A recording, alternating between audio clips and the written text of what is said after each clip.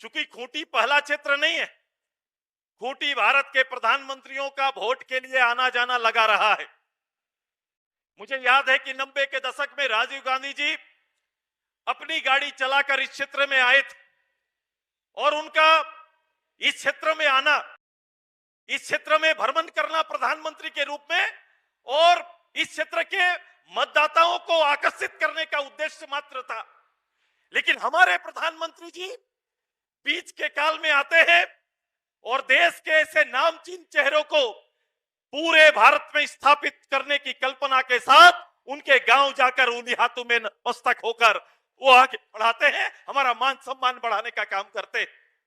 ये फर्क है, मैं ये बोल रहा हूं, ये अंतर है कि भारतीय जनता पार्टी और एनडीए के काम करने का और कांग्रेस के काम करने का ये अंतर है। और ये स्थापित है 55 साल तक जो देश में राज्य करने वाली जो कांग्रेस की सरकार रही है। हमें बड़ी गंभीरता से विचार करना पड़ेगा, हमारे मतदाताओं को गंभीरता से विचार करना पड़ेगा। ये 10 साल से चलने वाला ये नाम यूं ही लोगों के जहन में और दिलों में वास नहीं करता है। हमारा इनके नेतृत्व में किया गया भारतवासियों के लिए जो काम है वो कहीं ना कहीं आज के दिन में पार्टी और गठबंधन ये से ऊपर उठकर एक प्यार और स्नेह मोदी जी के नाम पर बच्चा बच्चा गली गली मोदी जी के नाम पर आज दीवाना हुआ है। ये दीवानगी ऐसे नहीं आती है।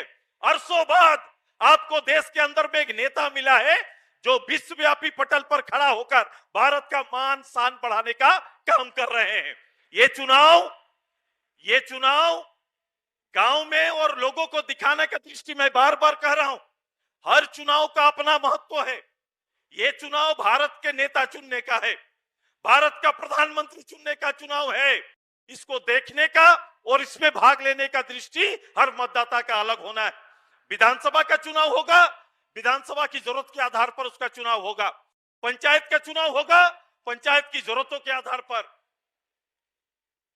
लोग और मतदाता इसको देखते हैं। लेकिन मैं देख रहा हूं कई लोग इस देशव्यापी बहस को पंचायत में लाकर खड़ा करने की कोशिश कर रहे हैं और चर्चा कर रहे हैं कि भाई आपके सांसद आपके गांव आए, ये भी सही है। हम सांसद को कहां भेजे हैं? सांसद की जो गरिमा है और जिस पद के लिए भेजा गया है, ये पहली बार इतिहास में हुआ है कि इस प्रदेश से 55 साल में कांग्रेस ने किसी को कैबिनेट मंत्री बनाया तो वो झारखंड मुक्ति मोर्चा से बने, कुछ मंत्री बने हैं, लेकिन आज तक कोई ऐसा छाप इस प्रदेश के लिए छोड़ने का काम किए हैं क्या? कोई ऐसा जिसको हम गिनती करें कांग्रेस खड़ा हो और इस झारखंड की भागीदारी पर चर्चा कर सके? ऐसा है ही नहीं, ऐसा कहीं पर हो नहीं पाया। लेकिन ऐसा संभव हुआ कि भारत के कैबिनेट में ये सौभाग्य खूंटी का है कि सीधे कैबिनेट में और मंत्रालय के रूप में दायित्व देने का काम किया, वो भी जनजातीय मंत्रालय का नेतृत्व और कृषि विभाग का नेतृत्व करने का अवसर मिला। ये गौरव है, हमें अलग अलग रूप से देखना पड़ेगा। मैं अभी देख रहा था 2 दिन पहले, जिनको अलग अलग रूप से आप जानते हैं, समझ रहे हैं, राहुल जी का प्रवास इधर हुआ, सभा हुई और उन्होंने कहा कि सारना कोड हम लागू कर देंगे। मैं तुरंत से कांग्रेस के मैनिफेस्टो में चला गया, मैं देखने लगा ये कमिटमेंट खूंटी के वोट के लिए या झारखंड के लिए वोट के लिए है या हृदय में जनजाति यहां पर है, वो देखने लगा। तो आप निकाल के देख लीजिए, उसके मैनिफेस्टो में वो हिस्सा नहीं है। ये वोट का हिस्सा का नारा देने के लिए इस प्रदेश में आए और अपनी बात बोल के चले गए। ये होता है, कुछ बातें केवल वोट के लिए चलती है। ये एनडीए वोट के लिए बात नहीं करती, बल्कि भारत को गढ़ने की बात करती है, भारत को विश्वव्यापी पूरे व्यवस्था में अग्रणी देश के रूप में स्थापित करने की बात करते हैं। ये दोनों जमीन आसमान का फर्क है। इसीलिए कहते हैं कि तुष्टीकरण की राजनीति करते हैं।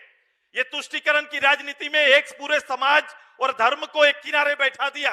अब इस प्रदेश में जनजातीय पूरे इतने बड़े इलाकों को भी तुष्टीकरण की राजनीति में ले जाना चाहते हैं। आइए, मुझे गर्व है संविधान सभा का हमारा नेतृत्व करता आदरणीय जयपाल सिंह जी का, जो जनजातीय वर्ग के लिए उनका संबोधन, उनका तर्क जो रहा है, हम लोग वो जनजातीय व्यवस्था प्रदेश में लाना चाहते हैं और उसका नेतृत्व मोदी जी करेंगे, आदरणीय शाह जी उनका नेतृत्व करने का काम करेंगे। हमारी तैयारी है।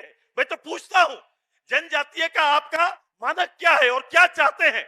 वो किसी एक परिवार का विकास को जनजातीय विकास नहीं कहा जा सकता। जनजातीय विकास गांव में अदना सा एक कोई भी एक साधारण परिवार का व्यक्ति का जीवन में अंतर कोई ला पा रहा है कि नहीं, ये दायित्व को निर्वाह करने वाला एनडीए सरकार है। और इस निर्वाह का नेतृत्व कहीं ना कहीं आपका ये एनडीए गवर्नमेंट के नेता हमारे आदरणीय मोदी साहब करने वाले हैं और उसकी दूरगामी तैयारी चल रही है। ये गैर जरूरी तर्क चल रहा है। इस प्रदेश के कई ऐसे मसले हैं, कई ऐसे विषय हैं जिसको हम जानते हैं। ये विषय हो सकते हैं हमारे यहाँ सामाजिक कुछ विषय है, वो लोहरा लोहार का हो सकता है, कुर्मी का हो सकता है, घटवाल का हो सकता है। ये सारे विषय हैं राज्य के परिप्रेक्ष्य में और देश के परिप्रेक्ष्य में हम इसका हल चाहते हैं। और मुझे पूरा विश्वास है कि हमारे नेता इन भारत के छोटे छोटे समस्याओं को बारीकी से देखते हैं। समय पर सीधे चीजों को रखकर हम इनका भविष्य में हल निकालने की पूरी कोशिश हम लोग करेंगे। लेकिन अभी भारत बनाने का और भारत गढ़ने का वोट है। मेरा आग्रह और विनती है पूरे लोकसभा के एक एक मतदाताओं का कि आइए बाहर निकलिए भ्रम से, क्योंकि इनका कोई सोच नहीं, धर्म तोड़ना इनकी आदत है और ये कभी निर्माण के नेतृत्व करता नहीं रहे हैं। इसलिए ऐतिहासिक वोट की तैयारी करिए और अर्जुन जी को फिर से देश में भेजने का काम करिए और हमारे 400 पार के नारे को मजबूत करने का काम करिए। बस इतने कहकर एक बार सभी को हम लोग नारा देंगे, भारत माता की, भारत माता की, भारत माता की जय झारखंड। ये और जोर से जाना चाहिए। साहब मोदी जी बैठे हुए हैं, हमारे आदरणीय शाह जी यहाँ बैठे हुए हैं। ये बातें जानी चाहिए कि खूंटी में क्या चल रहा है। इतने हजार लोग और बात इतनी छोटी सी, आवाज इतनी छोटी सी। हम हर तर्क के लिए तैयार हैं, लेकिन हर किसी को लड़ना पड़ेगा, ये हमारी जवाबदेही है। आइए भारत माता की। फर्क पड़ता है, अपील से फर्क पड़ता है। करिए काम, इतिहास रचने का काम करिए। इतने कहकर फिर से आदरणीय हमारे लोक पुरुष का सम्मान करते हुए अपनी बात को अंत करते